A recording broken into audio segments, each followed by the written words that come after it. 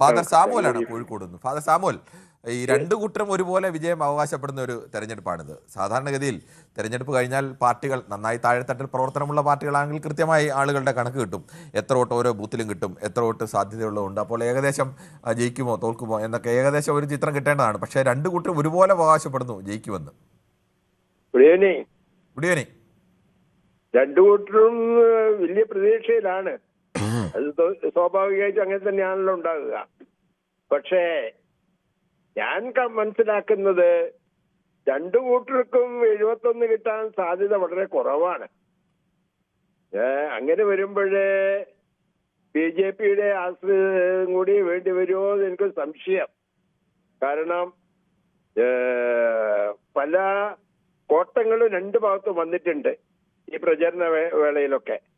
അതൊക്കെ ഇലക്ഷൻ വളരെ ബാധിക്കാൻ സാധ്യതയുണ്ട്. അങ്ങനെ നോക്കുമ്പോഴേ മെജോറിറ്റി കിട്ടുക 71 കിട്ടുക എന്ന് പറഞ്ഞാൽ എളുപ്പമുള്ളൊരു കാര്യമല്ല. ഇനി കിട്ടിയാൽ ഭാഗ്യം, ഇല്ലെങ്കിൽ എന്ത് ചെയ്യുമെന്ന് അന്നാ തീരുമാനിക്കാൻ പറ്റും. അതൊരു സംശയം എൻ്റെ ഈ ഇതിന് കിട്ടുന്നത് 69-69-2 എന്നാന്ന് കരുതിക്കും. താങ്കൾ പറഞ്ഞൊരു ഓപ്ഷൻ വെച്ച് അങ്ങനെയാണെങ്കിൽ ഈ ഏത് മുന്നണി സ്വീകരിക്കും BJP-യുടെ പിന്തുണ?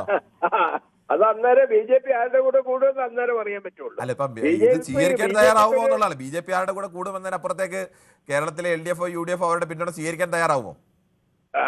ആരെങ്കിലും തയ്യാറാകണ്ടേ? ഇല്ല ഭരണം മുന്നോട്ട് പോവുക.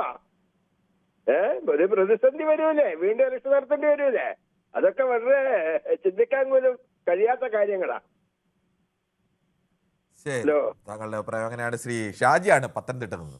ശ്രീ ഷാജി, താങ്കൾക്ക് എന്ത് തോന്നുന്നു, ഈ രണ്ടുപേരുടെ അവകാശവാദത്തിൽ ആരുടെ കണക്കാണ് ശരിയാവാൻ സാധ്യത? എന്നെ സംബന്ധിച്ചിടത്തോളം പറയുകയാണെങ്കിൽ ജനാധിപത്യ രാജ്യത്ത് ജനം വോട്ട് ചെയ്തു കഴിഞ്ഞു. ഇവിടെ UDF-ന് 80 വോട്ട് ഏതാണ്ട് 120 വരെ. 120 വരെ? 100 വോട്ട് 80 വോട്ട് 120 വരെ. 120 എന്നൊക്കെ പറഞ്ഞാൽ കേരളത്തിലെ ക്ലീൻ സ്വീപ്പാണ്. അതിനകത്ത് യാതൊരു എതിരാളികളില്ലാത്ത രീതിയിൽ ക്ലീൻ സ്വീപ്പ് എന്നാണ്. 120, 140, 120 സീറ്റ് എന്നൊക്കെ പറഞ്ഞ എഴുതിയിട്ടോ ഞാൻ പറഞ്ഞ കാര്യം എഴുതിയിട്ടോ?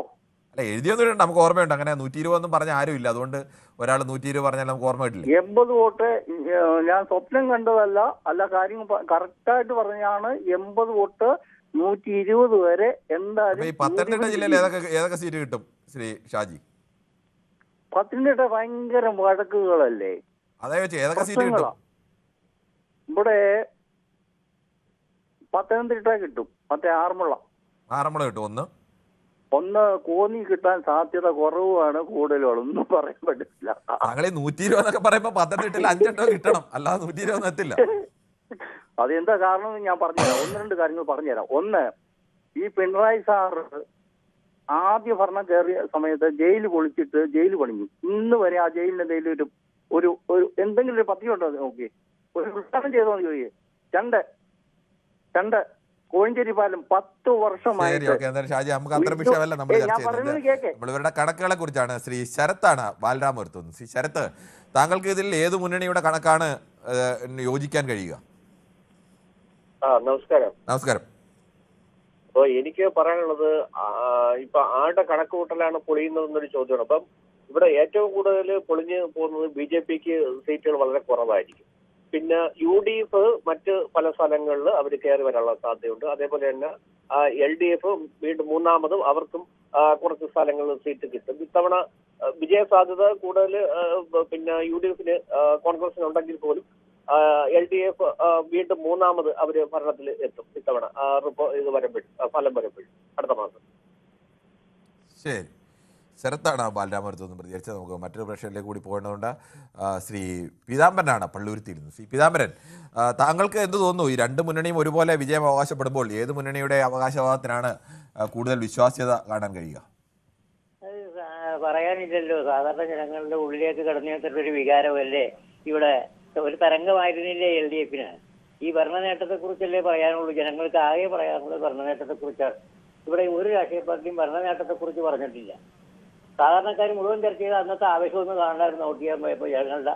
ഞാൻ പലരോടും ചോദിച്ചതാണ്, എല്ലാവരും ഇത് തന്നെയാണ് പറയുന്നത്. കാരണം ഞാൻ പറയുന്നത് നമ്മുടെ ഈ ഒരു പല ഇലക്ഷനും നമ്മൾ കണ്ടതാണ്. ഒരു വിസ്മയം എന്ന് പറഞ്ഞത് ശരിയാണ്. ആര് വി ഡി സതീശൻ പ്രതിപക്ഷ സ്ഥാനം കൂടി പോകാൻ പോവുകയാണ്. അതായിരിക്കും വിസ്മയം. നാണം കെട്ടത് ഒഴിവായിരിക്കും യു ഡി എഫിന്. നാണം കെട്ടത് ഒഴിവി. അതിന് പറയാനില്ല. സാധാരണ ജനങ്ങൾ കരുതിക്കൂട്ടിയാണ് പോളിംഗ് ബൂത്തിലേക്ക് പോയിട്ടുള്ളത്. ഈ പറഞ്ഞ നുണകൾക്കെല്ലാം ഉള്ള മറുപടി അതാണ്. ശരി പീതാംബരൻ, നമുക്ക് വോട്ടെണ്ണി കഴിഞ്ഞാൽ നമുക്കറിയാം ഇതിലേതായിരിക്കും ശരിയാവുന്ന. ഓരോരുത്തർക്കും അവരുടേതായ പ്രതീക്ഷകളാണ്. 99 സീറ്റും പിടിക്കും.